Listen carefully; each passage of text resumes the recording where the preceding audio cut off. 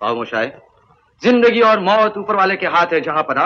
Hindi cinema जगत का पहला सुपरस्टार जिसने अपने दौर में बॉलीवुड इंडस्ट्री पर राज किया और अपनी हर एक अदा से दर्शकों को घायल कर दिया। तूने ओ रंगीले कैसा जादू किया, पिया पिया बोले मत वाला जिया। जिसके एक के बाद एक दर्जन भर हिट फिल्मों के रिकॉर्ड को आज तक कोई दूसरा एक्टर तोड़ नहीं पाया। मैंने तुमसे कितनी बार कहा है पुष्पा, मुझसे ये आंसू नहीं देखे जाते। I hate tears. जब इस सुपरस्टार की पलकें झपकती थीं, तो लड़कियां सिनेमा घरों में सीटों पर उछल जाया करती थीं। यहाँ वहाँ सारे जहाँ में तेरा राज है, जवानी ओ दीवानी तू जिंदा। क्या आप यकीन करेंगे कि इस अभिनेता को लड़कियां खून से खत लिखती थीं और उसकी फोटो से शादी कर लेती थीं। जिसके नाम के टैटू लड़कियां अपने बदन पर गुदवाया करती थीं, उसकी फोटो तकिए के नीचे रखकर सोया करती थीं, जिसकी सफेद कार को चूमकर लड़कियां अपनी लिपस्टिक से लाल कर दिया करती थीं और उसकी गाड़ी की धूल से अपनी मांग भरा करती थीं। तेरे दिल में आज क्या है, तू कहे तो मैं। लेकिन क्या आप जानते हैं कि ऐसे स्टारडम वाले एक्टर पर एक अभिनेत्री के शारीरिक शोषण का संगीन आरोप लगा था? और क्या आप मानेंगे कि अपने जीवन के आखिरी दौर में उन्हें फिल्में भी नहीं मिल रही थी और वो आत्महत्या करने के बारे में सोचने लगे थे? क्या आप यकीन करेंगे कि इस सुपरस्टार पर पत्नी को पीटने और उन्हें सिगरेट से जलाने की खबरें बनी थी मीडिया की सुर्खियां? बताएंगे और भी बहुत कुछ, आप बने रहिए हमारे साथ।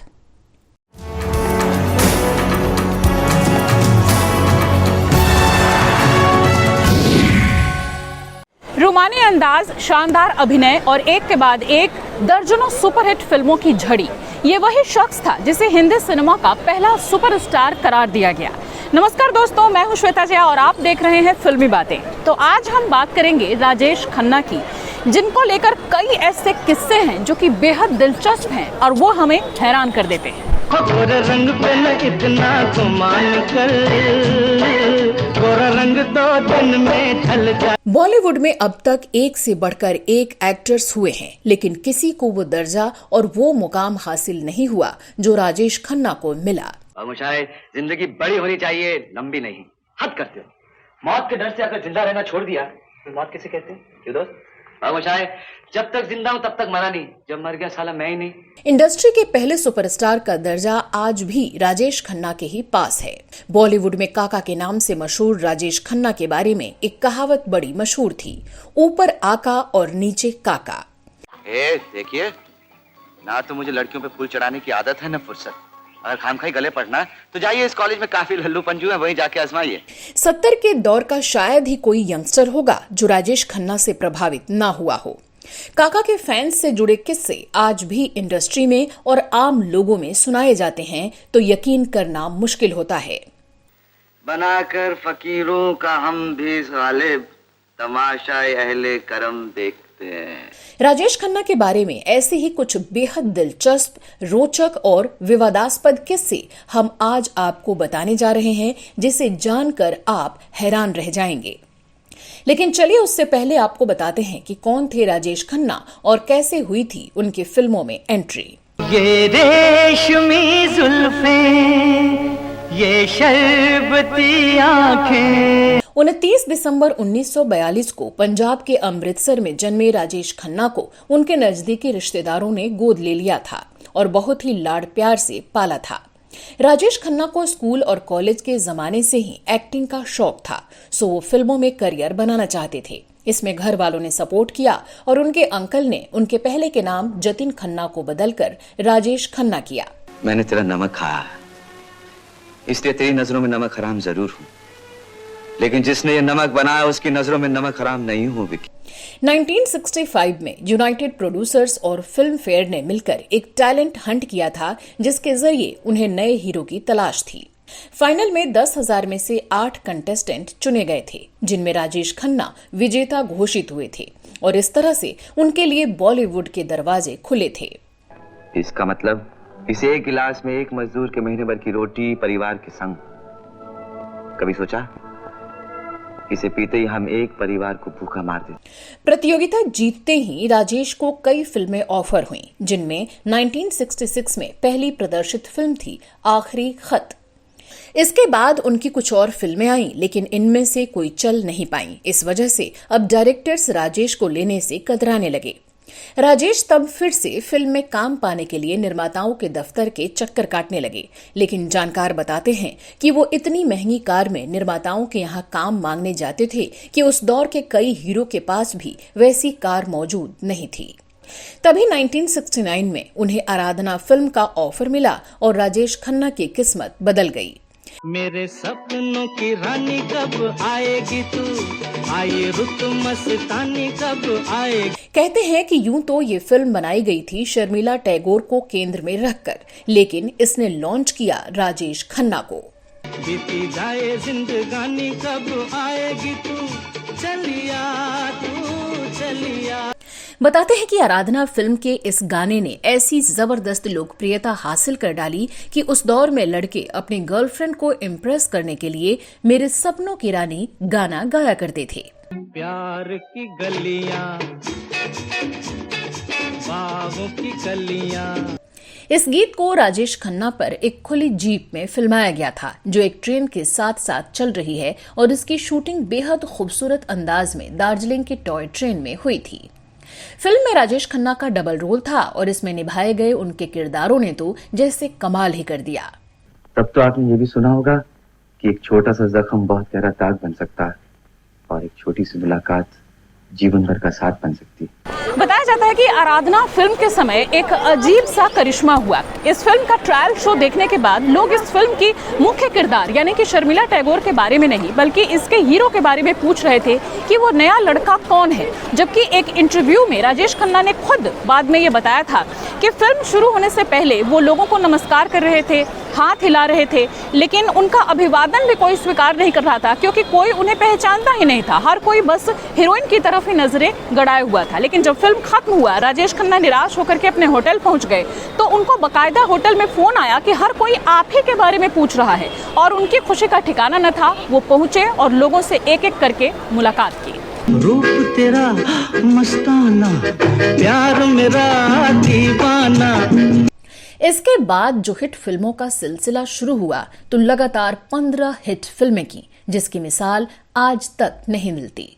ए अरुण बाबू, ये सच और झूठ के चक्कर में मत पड़ो। याद रखो, जिसमें इंसान की भलाई हो वो काम कभी बुरा नहीं होता। 1969 से 1975 के बीच राजेश ने सभी सुपरहिट फिल्में दी और उनका खुमार लोगों के सिर चढ़कर बोलने लगा। ये शाम मस्तानी मदहोश किए जा। कहते हैं कि राजेश खन्ना ने फिल्म प्रेमियों के दिल में जो जगह बनाई उसके पार कोई नहीं जा सका। उनका एक तरफ कंधे को झुकाकर चलना हो या सिर हिलाकर डायलॉग बोलना, उनके बालों का खास स्टाइल हो या गुरु कॉलर वाली शर्ट पहनने का अनोखा अंदाज, या फिर आंखों को हल्का सा झुकाकर गर्दन टेढ़ी कर निगाहों से तीर छोड़ने की कातिलाना अदा। कहते हैं कि राजेश खन्ना ने किसी जादूगर के माफिक सिनेमा प्रेमियों की एक पूरी जनरेशन को सम्मोहित कर दिया था और उस दौर में पैदा हुए ज्यादातर लड़कों के नाम राजेश रखे जाने लगे थे। गुलाबी आंखें जो तेरी देखी, शराबी ये दिल हो गए। लड़के उनकी तरह हेयर स्टाइल रखने लगे और कुर्ते पहनने लगे और देखते ही देखते हर उम्र के दर्शकों पर जैसे राजेश खन्ना का जादू नजर आने लगा। यूं ही तुम मुझसे बात करती हो या कोई प्यार का। लेकिन खासकर लड़कियां राजेश खन्ना पर इस कदर मरती थीं कि आज भी उन किस्सों को सुनकर उनकी दीवानगी का आलम सबको चौंका देता है। राजेश खन्ना के बारे में कई तरह के किस्से कहानियां सुनते हुए ही मैं बड़ी हुई हूँ। मेरी मम्मी जो कि कोलकाता यूनिवर्सिटी की स्टूडेंट थी, वो उस दौर के अपने अनुभव बताती हैं कि ये वही समय था जबकि राजेश खन्ना सुपरस्टार बने थे, और जब मम्मी अपनी सहेलियों के साथ उनकी फिल्मों को देखने के लिए थिएटर में जाया करती थी तो ये सभी लोग राजेश खन्ना स्टाइल के कुर्ते जो कि इन्होंने सिलवाए थे वो पहनकर जाते थे, और जाने से पहले ये लोग बकायदा पार्लर जाकर बहुत अच्छी तरह से तैयार होती थी और उसके बाद ही राजेश खन्ना की फिल्मों को देखने के लिए मूवी थिएटर में जाया करती थी। गुनगुना रहे हैं भंवर, खिल रही है कली कली। राजेश खन्ना के दौर की युवतियां काफी उत्सुकता से उनके बारे में किस्से बयां करती हुई बताती हैं कि तब वो अपने पसंदीदा सुपरस्टार की फिल्में देखने जाने से पहले बकायदा पार्लर जाया करती थीं। मेकअप करके स्टाइलिश कपड़े पहनकर और थिएटर में उनकी फिल्मों को देखती थीं। एक अजनबी हसीना से यूं मुलाकात। कहते हैं कि लड़कियों में उनकी ऐसी दीवानगी थी कि उन्हें लगता था कि राजेश खन्ना उनकी तरफ पर्दे से देख रहे हैं, वो उन्हें देखकर पलकें झपका रहे हैं, सिर झटक रहे हैं या मुस्कुरा रहे हैं। आश्चर्य ये कि सिनेमा हॉल में बैठी हर लड़की को यही एहसास होता था कि राजेश खन्ना ऐसा सिर्फ उसी के लिए कर रहे हैं। भीगी भीगी रातों में, मीठी मीठी बातों में, ऐसी बरसातों में। लड़कियों के बीच राजेश खन्ना इस कदर लोकप्रिय हो गए कि वो उन्हें खून से खत लिखने लगी। कुछ ने उनकी फोटो से शादी कर ली, कुछ ने अपने हाथ या जांघ पर राजेश का नाम गुदवा लिया। कई लड़कियां उनकी फोटो तकिए के नीचे रखकर सोती थीं। कहते हैं कि अगर कहीं राजेश खन्ना की कार रुकती तो लड़कियां उनकी सफेद कार को चूम चूम कर लिपस्टिक के निशान से लाल गुलाबी कर दिया करती थीं। जय जय शिव शंकर, कांटा लगे न कंकर, के प्याला तेरे नाम का पिया। हद तो तब हो गई जब राजेश खन्ना की गाड़ी की धूल से लड़कियां अपनी मांग भरने लगीं और खुद को उनकी बीवी मानने लगीं। वही कहते हैं कि तब नाई की दुकानों पर राजेश खन्ना हेयर कट 2 रुपए के बोर्ड लगने लगे थे, जिससे ग्राहकों को अट्रैक्ट किया जा सके। और ये कोई सुने सुनाए किस्से नहीं बल्कि रियलिटी है, जिसे आज भी उस दौर के अखबारों में खंगाला जा सकता है। ऐसा ही एक मशहूर किस्सा है कि एक दफा राजेश खन्ना को तेज बुखार था। जैसे ये बात उनके फैंस तक पहुंची, सब परेशान हो उठे। राजेश खन्ना की सलामती के लिए चारों तरफ पूजा अर्चना का दौर शुरू हो गया। कुछ फैंस ने राजेश खन्ना के लिए व्रत रखा तो कुछ ने सारी हदें पार करते हुए राजेश खन्ना के पोस्टर पर ही ठंडे पानी की पट्टी रखनी शुरू कर दी। बताते हैं कि सबसे ऊंची फीस होने के बावजूद राजेश खन्ना के घर के बाहर हमेशा डायरेक्टर्स, प्रोड्यूसर्स की कतार लगी रहती थी। वो मुंह मांगे दाम चुकाकर उन्हें साइन करना चाहते थे। और एक बार जब पाइल्स के ऑपरेशन के लिए राजेश खन्ना को अस्पताल में भर्ती होना पड़ा तो दर्जनों निर्माताओं ने अस्पताल में उनके इर्द गिर्द के कमरे बुक करा लिए ताकि मौका मिलते ही वो राजेश को अपनी फिल्मों की कहानी सुना सकें। कुछ फिल्म समीक्षक बताते हैं कि इसके बाद राजेश खन्ना नेशनल ऑब्सेशन बन गए और अगले 4 साल तक वो इस स्टारडम तक पहुंच गए कि इससे पहले ना ही किसी दूसरे हीरो या हीरोइन के प्रति ऐसी दीवानगी देखी गई और ना ही इसके बाद ऐसा किसी के लिए कोई भी ऐसा जुनून देखने को मिला। शायद मेरी शादी का ख्याल दिल में आया है। आराधना, सच्चा झूठा, कटी पतंग, हाथी मेरे साथी, महबूब की मेहंदी, आनंद, आल मिलो सजना, आपकी कसम जैसी फिल्मों ने कमाई के नए रिकॉर्ड बनाए। कहते हैं कि लोगों में उनकी लोकप्रियता की एक वजह ये भी थी कि लोग उनके साथ अपने आप को आइडेंटिफाई करते थे और उनकी मुस्कान लड़कियों को बहुत ही अट्रैक्ट करती थी। उनकी आवाज और डायलॉग डिलीवरी बहुत अच्छी थी और उनकी फिल्मों को संगीत भी बहुत अच्छा मिला। ये शाम मस्तानी मदहोश किए जा। फिल्म क्रिटिक्स बताते हैं कि राजेश खन्ना की सफलता के पीछे संगीतकार R.D. बर्मन और गायक किशोर कुमार का भी अहम योगदान रहा। इनके बनाए और राजेश पर फिल्माए अधिकांश गीत हिट साबित हुए। किशोर कुमार ने 91 फिल्मों में राजेश को आवाज दी तो R.D. बर्मन ने उनकी 40 फिल्मों में संगीत दिया। चला जाता हूँ किसी की धुन में, धड़कते दिल के तराने। लेकिन बताते हैं कि जब वो बहुत बड़े स्टार बन गए तो अपनी गर्लफ्रेंड अंजू महेंद्रू से बुरा बर्ताव करने लगे, क्योंकि वो कहीं न कहीं चाहते थे कि अंजू भी उनके स्टारडम को महसूस करें। अंजू ने एक इंटरव्यू में कहा था कि उन्हें तारीफ करने वाले लोगों की जरूरत थी और वो उन्हीं लोगों से घिरे रहना पसंद करते थे। जाहिर है इसके बाद दोनों के रिश्तों में दरार आनी शुरू हो गई। इसी बीच राजेश खन्ना की जिंदगी में डिम्पल कपाड़िया की एंट्री हुई। वो उम्र में उनसे बहुत छोटी थीं और 3-4 दिनों के अंदर ही उन्होंने शादी करने का फैसला कर लिया। बताते हैं कि जब राजेश खन्ना की बारात बांद्रा से जुहू जा रही थी तो उन्होंने उसका रास्ता बदला और वो उसे अंजू महेंद्रू के घर के सामने से लेकर गए, क्योंकि राजेश खन्ना अपनी गर्लफ्रेंड अंजू को हर्ट करना चाहते थे। वो शख्स जिसकी अदाओं पर लाखों लड़कियां कुर्बान होती थी, वो शख्स जिसके स्टारडम की चर्चा पूरी दुनिया में थी। बताया जाता है कि वो एक बहुत ही ज्यादा शक्की, पॉजेसिव और अहंकारी व्यक्ति था। यानी कह सकते हैं कि राजेश खन्ना अपने स्टारडम को पचा नहीं पा रहे थे और साथ ही ये भी कहा जाता है कि वो अपने शूटिंग सेट पर शुरू से ही हमेशा लेट पहुंचा करते थे। कहा जाता है कि काका कभी भी वक्त पर शूटिंग पर नहीं पहुंचते थे। शूटिंग अगर सुबह है तो वो शाम को पहुंचते थे, लेकिन उनकी फैन फॉलोइंग इतनी थी कि निर्माता निर्देशक भी उनसे कुछ नहीं कह पाते। यू लेट लतीफ, तुम्हारी सब बातें मुझे अच्छी लगती है, सिर्फ ये देर से आना ना मुझे बिल्कुल पसंद नहीं। और अगर कोई कुछ कह दे तो वो गुस्से में कहते कि एक्टिंग और करियर की ऐसी की तैसी, मैं किसी भी चीज के लिए अपना लाइफ स्टाइल नहीं बदलूंगा, तो सब खामोश हो जाते।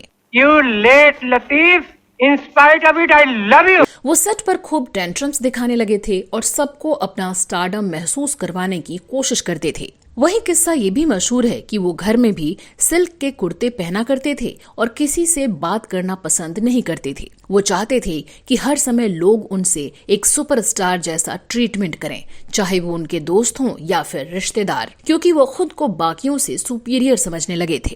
क्रिटिक्स बताते हैं कि तभी 1973 से 75 के बीच जंजीर और शोले जैसी एक्शन फिल्मों की सफलता और अमिताभ बच्चन के उदय ने राजेश खन्ना की लहर को थाम दिया। लोग एक्शन फिल्में पसंद करने लगे, जिसके बाद राजेश की कई रोमांटिक फिल्में असफल होने लगीं और एंग्री यंग मैन की एंट्री के साथ रोमांटिक फिल्मों का युग पुराना लगने लगा। कुछ लोग राजेश खन्ना के अहंकार और चमचों से घिरे रहने की वजह को उनकी असफलता का कारण मानने लगे, तो कुछ उनके एक ही तरह के किए जाने वाले रोल्स को। बताते हैं कि राजेश के स्वभाव की वजह से भी ज्यादातर दिग्गज डायरेक्टर्स ने उन्हें छोड़ अमिताभ को लेकर फिल्में बनानी शुरू कर दी और यहीं से राजेश खन्ना का पतन शुरू हो गया। कहीं दूर जब दिन ढल जाए। बताते हैं कि बदलते दौर की कहानी बम्बई के हेयर कटिंग सैलून्स के बाहर लगे बोर्ड भी बयां करने लगे थे। राजेश खन्ना हेयर कट 2 रुपए और अमिताभ बच्चन हेयर कट 3.5 रुपए। सांझ की दुल्हन बदन चुराए चुपके से आ। चलिए अब आपको बताते हैं उनकी पत्नी डिम्पल कपाड़िया से अनबन और उनके घर छोड़कर जाने की कहानी। बताते हैं कि फिल्म सौतन में काम करते हुए शूटिंग के दौरान राजेश खन्ना का टीना मुनीम से रोमांस शुरू हो गया और इस बात से डिम्पल के साथ रिश्तों में खटास आनी शुरू हो गई। झगड़े इस कदर बढ़े कि 1982 में डिम्पल अपनी बेटियों को लेकर उनके बंगले आशीर्वाद से हमेशा के लिए चली गईं। बताते हैं कि उस समय इन दोनों के निजी रिश्ते को लेकर कुछ फिल्म मैगजीन्स ने ये छापा कि राजेश खन्ना ने पत्नी डिम्पल के साथ मारपीट की है और उन्हें सिगरेट से जलाया है, जिस वजह से वो उन्हें छोड़कर चली गई हैं। और अब बात उस गंभीर इल्जाम की जो वाकई हैरान कर देता है। बस छोड़ दे डॉक्टर, वाइन, विमेन, यहाँ तक कि अपनी पत्नी को भी। पत्नी को भी? नहीं, कहने में जरा सी भूल हो गई। दरअसल मेरी पत्नी ने मुझे छोड़ दिया। दरअसल ये साल 1986 की बात है, जब 15 साल की एक नई अभिनेत्री सबीहा ने राजेश खन्ना पर एक बेहद संगीन इल्जाम लगाया। राजेश खन्ना ने फिल्म अनोखा रिश्ता में इस अदाकारा के साथ काम किया था। मीडिया रिपोर्ट्स के अनुसार सबीहा ने अपनी मां के साथ मिलकर एक मैगजीन को दिए इंटरव्यू में कहा था कि राजेश खन्ना शूटिंग के दौरान उन पर कुछ ज्यादा ही मेहरबान रहते थे। कई बार उन्हें बेवजह छूने की कोशिश करते थे और उनका यौन शोषण भी किया। खबर आई कि मैगजीन से की गई इस बातचीत के बाद राजेश खन्ना का तो कुछ नहीं बिगड़ा, लेकिन सबीहा फिल्म जगत से गायब हो गईं। वहीं इन आरोपों पर राजेश खन्ना ने कभी कोई प्रतिक्रिया नहीं दी। खैर, सच चाहे जो हो, लेकिन इन खबरों ने सबको हैरान कर दिया था। दुनिया में लोगों को धोखा कभी हो जाता है। कहते हैं कि दरअसल राजेश खन्ना अपनी सफलता को सही ढंग से मैनेज नहीं कर पाए और असफलता को पचा नहीं पाए, जिस वजह से वो मेंटल ट्रॉमा में चलते चले गए। लगातार असफल हो रही फिल्मों और तेजी से गिरते स्टारडम ने राजेश खन्ना को बुरी तरह से तोड़ दिया था और वो शराब और सिगरेट में डूब गए। वहीं राजेश खन्ना ने एक इंटरव्यू में ये तक कह दिया था कि तब उन्होंने नई फिल्में साइन करनी छोड़ दी थीं और बस आत्महत्या के बारे में सोचते रहते थे। बताते हैं कि अपने जीवन के आखिरी चरण में राजेश खन्ना बहुत एकाकी हो गए थे और उन्हें कैंसर ने जकड़ लिया था। 18 जुलाई 2012 को राजेश खन्ना इस दुनिया को अलविदा कह गए और इस तरह अंत हुआ एक सुपरस्टार की जिंदगी का, उसके बेशकीमती लाजवाब दौर का। बात करें अवार्ड्स की तो राजेश खन्ना ने बेस्ट एक्टर का फिल्म फेयर पुरस्कार 3 बार जीता और 14 बार वो इसके लिए नॉमिनेट हुए। लेकिन उन्होंने अपने जमाने में जो लोकप्रियता हासिल की थी उसे आज तक कोई छू भी नहीं सका, चाहे वो सदी के महानायक हों या आज के कोई और स्टार। तो दोस्तों, कैसा लगा आपको आज का हमारा ये व्लॉग? हमें कमेंट सेक्शन में लिखकर जरूर बताइएगा। साथ ही बताइएगा अगर आपको राजेश खन्ना से जुड़ी हुई कुछ और कहानी, कुछ दिलचस्प किस्से पता हो। चलते चलते आपको एक और जानकारी दे दूं कि अगर आप भी मेरी तरह घूमने फिरने के शौकीन हैं तो मेरे दूसरे channel Shweta Jaya travel vlog की सैर करना मत भूलिएगा। वहाँ आपको अलग अलग जगहों, मोनूमेंट्स और रिलीजियस प्लेसेस के बारे में तमाम जानकारियाँ मिलेंगी। तो चलिए कुछ और अनटोल्ड बॉलीवुड स्टोरीज के साथ आपसे अगले शो में होगी मुलाकात। फिलहाल मुझे दीजिए इजाजत। नमस्कार।